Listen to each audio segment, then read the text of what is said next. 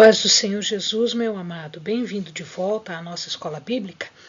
Nós estamos estudando o Evangelho de Mateus.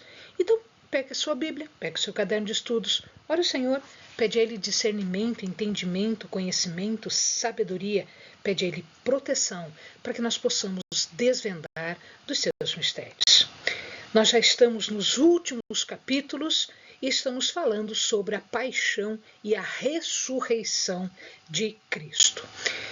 A paixão de Cristo, isto é, a passagem de Cristo pela cruz, é em verdade uma contradição, existe uma contradição aqui. Por que a gente diz isso? Porque Cristo, Jesus, ele foi rejeitado pelos sacerdotes, rejeitado por aqueles que deveriam conhecer as leis, as regras. Ele foi rejeitado pelos poderosos. Ele foi condenado injustamente e ele foi crucificado, a crucifixão era a pior das punições que existia no mundo romano. E esta rejeição, esta condenação, esta crucifixão, esta morte, ela é feita por aquele que é o próprio Messias Rei, aquele que é o Filho de Deus, aquele que é o Salvador do mundo. Então existe uma contradição aqui. Aquele que foi rejeitado é aquele que salvou. Aquele que foi condenado é aquele que tira da condenação. Aquele que morreu é o que dá vida eterna. Este é Messias. Este é o Rei. Este é o Filho de Deus, Salvador do mundo.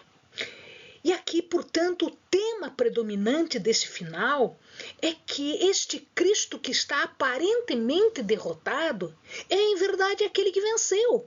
É aquele que vence a morte, é aquele que vence o pecado, é aquele que vence todas as situações difíceis. E é pela cruz que nós vemos o sucesso, a vitória. Portanto, a cruz não é o fracasso da missão de Jesus. Ela é a consumação de um plano divino de salvação. E é interessante que Jesus é entregue a Pilatos de forma que eles já haviam condenado. Eles já haviam decidido a sua morte, mas eles não poderiam executar a morte. Então, antes do julgamento romano, os líderes religiosos, eles já haviam decidido pela morte. Depois, o julgamento foi só, em verdade, uma confirmação. Na verdade, foi uma proforma, foi uma formalidade. Porque somente a autoridade romana poderia executar pena de morte. Por isso, Jesus foi entregue a Pilatos. O processo foi toda uma armação, foi toda uma formalidade para legitimar aquela condenação que já havia sido feita mesmo antes da prisão de Jesus, porque, em verdade, a prisão de Jesus foi feita para executar um plano de morte. Os líderes de Israel, que eram os grandes conhecedores da lei, os grandes conhecedores do profeta, eles foram os principais da rejeição. Eles que deveriam reconhecer na lei e nos profetas a figura do Messias, não fizeram isso. Eles não conseguiram reconhecer Jesus. Tal era a cegueira espiritual deles. Jesus foi levado diante de Pilatos. E Jesus foi levado amarrado diante de Pilatos. Ou seja, ele estava subjugado pelo homem naquele momento. Ele estava iniciava-se ali a a principal fase de humilhação de Jesus. Essa humilhação iria culminar, iria terminar com a morte humilhante dele na cruz. Judas, quando viu tudo isso, ele percebeu o que ele tinha feito.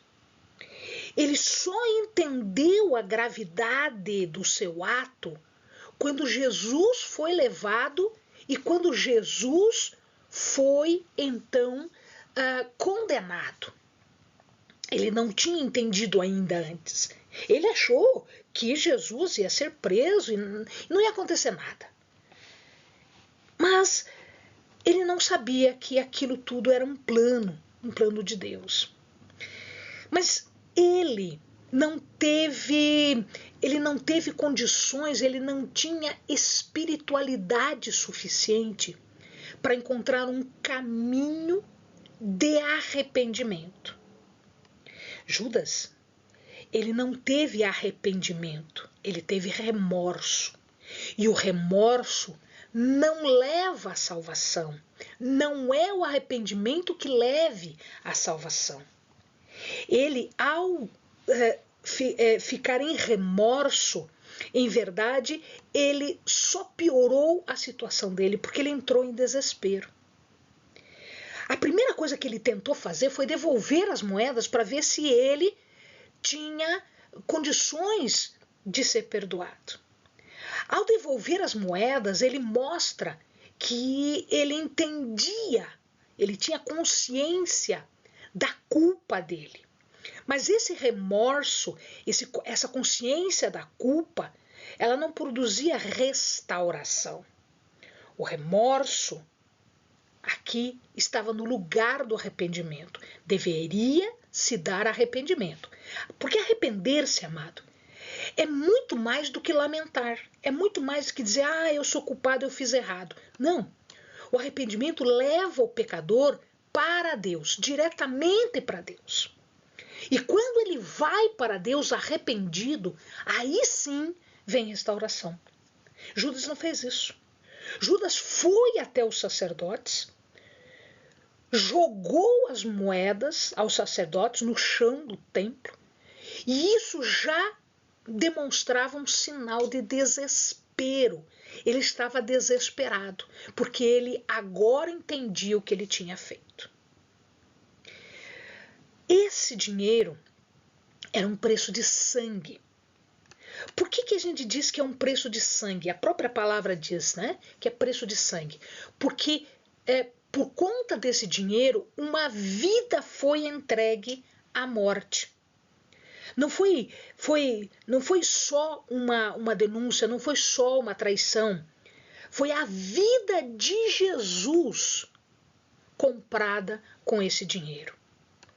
Então, os sacerdotes, quando viram aquele dinheiro, eles não podiam utilizá-la no templo, porque era preço de sangue, era preço de vida. Um sangue foi derramado por causa disso. E aqui nós vemos o quão hipócritas eram esses sacerdotes. Eles não estavam nem um pouco preocupados em condenar o inocente à morte e forjar provas contra ele. Eles não viam problema nenhum em subornar Judas para trair. Ele não viu problema nenhum em subornar outras testemunhas. Mas eles se preocupavam com uma regra cerimonial sobre dinheiro. Eles consideravam as moedas impuras para o tesouro do templo. Mas o que eles estavam fazendo não era impuro, será? Mas será que toda essa traição e a morte de uma pessoa não fazia nenhum acento na sua ética, na sua consciência? Pelo jeito não. Porque eles pegaram essas moedas e fizeram outra coisa com elas. Este dinheiro, ele foi usado para comprar um campo. O campo que era de um oleiro. Então a gente vê que o comportamento deles era só religiosidade. Eles estavam preocupados com apenas detalhes legais, não com justiça. Os detalhes legais deles não tinham nada a ver com justiça, porque eles estavam matando uma pessoa. O dinheiro comprou o campo de um oleiro para que os estrangeiros pudessem ser sepultados ali. O lugar que eles compraram, que o amado está vendo na foto ali, antigamente era um local onde os oleiros tiravam argila para fazer os seus produtos, né, para fazer os vasos de barro, enfim. Mas a área, como ela estava esgotada, não tinha mais argila para tirar dali, então ela valia pouco. Olha que ironia, outra ironia. As moedas que pagam a traição de Jesus, elas são usadas para comprar um lugar de sepultura para estrangeiros. E aquele campo ficou conhecido então como Campo de Sangue. Por quê? Porque 2 mortes compraram aquele campo. 2 mortes estão associadas ao campo. A morte de Jesus, a traição de Jesus, e o suicídio de Judas. Esses 2 estão relacionados com a compra deste campo chamado Campo de Sangue. E aí, Judas, então, ele se mata, ele comete suicídio. Mateus fala de uma profecia e ele diz que a profecia é de Jeremias aqui. Mas essa profecia nós vamos encontrar literalmente em Zacarias 11, o verso 12 e o verso 13, que fala especificamente das 30 moedas de prata, que significa rejeição do pastor, lançadas na casa do Senhor. Porque eu lhes disse, se parece bem aos vossos olhos, dai-me o meu salário, e se não, deixai-o. E pesaram o meu salário, 30 moedas de prata. O Senhor, pois, disse-me, arroja isso ao oleiro, este belo preço em que fui avaliado por eles. E tomei as 30 moedas de prata e eu os arrojei ao oleiro, na casa do Senhor. Então, parece que essa citação é mais própria de Zacarias e não de Jeremias especificamente. Apesar de que Jeremias também já havia denunciado essas ações que eram ações hipócritas dos líderes religiosos. Mateus, ele não faz uma citação que é literal de Jeremias. A citação parece literal de Zacarias. Mas ele faz um resumo profético do caso, usando Zacarias e usando Jeremias também, porque Jeremias era quem denunciava a hipocrisia dos sacerdotes. A morte de Jesus, amado, não foi um acidente. Todos os detalhes, inclusive os detalhes mais insignificantes que você imagina dessa história toda, levam a Jesus e foram cumpridas na vida, na morte e na ressurreição de Jesus. Jesus então é levado diante de Pilatos. Isso era uma estratégia dos líderes que queriam a morte de Jesus, mas eles não podiam matar Jesus. Só quem podia era uma autoridade romana. Então o que eles fizeram? Eles forjaram acusações, eles pagaram para as pessoas mentirem sobre as ações de Jesus para que os romanos matassem Jesus. Mas Pilatos percebe a artimanha deles, ele percebe que Jesus é inocente. Só que Pilatos não tem hombridade, ele não tem força moral para resistir à pressão da multidão. E para ele era conveniente não criar caso. Não criar caso com os líderes religiosos. Havia muitas pessoas ali, era Páscoa. A relação entre os líderes religiosos e Roma já era um pouco delicada e qualquer reclamação eles poderiam tirar Pilatos do cargo. Né? E aí o que acontece? Ele se deixa levar por uma coisa e por outra. Portanto, a omissão de Pilatos também pode ser imputada como pecado de Pilatos, porque ele viu que Jesus era inocente. E é interessante que Jesus foi acusado, foi denunciado, todo o tempo eles estão, né, acusando Jesus e falando coisas e perguntando coisas. O tempo todo Jesus fica calado. Ele não responde a ninguém. Existe uma única resposta que Jesus dá, é que quando Pilatos fala sobre, né, tu és o rei dos judeus, ele diz, tu o dizes. Foi a única resposta que ele deu. Pilatos, então, ele tenta libertar Jesus. Ele tenta, de várias formas, arrumar a situação e ficar de bem com todo mundo. Amado, não dá para fazer assim. Ou você é de um lado ou você é do outro. Se você vê que Jesus é inocente, liberta Jesus. Se você vê que Jesus é culpado, condena Jesus. Só que assim, ele via que Jesus era inocente, mas ele queria forçar aí que todo mundo liberasse Jesus. Na verdade, a decisão não foi dele, a decisão foi do povo. Ele oferece para libertar um preso por ocasião das festividades de Páscoa, que isso era um costume. Era uma estratégia que os governantes tinham para agradar o povo e reduzir aquela tensão, aquela coisa pesada que existia entre eles. Na verdade, assim, todos eles falam, os evangelhos falam desta libertação, mas não tem registro histórico do costume. Então, muito provavelmente era uma tradição que existia lá e que nunca havia sido registrada, porque na história isso não ficou registrado, mas existe apenas o registro nos evangelhos. Olha que coisa, a Páscoa era uma celebração de libertação de Israel do Egito.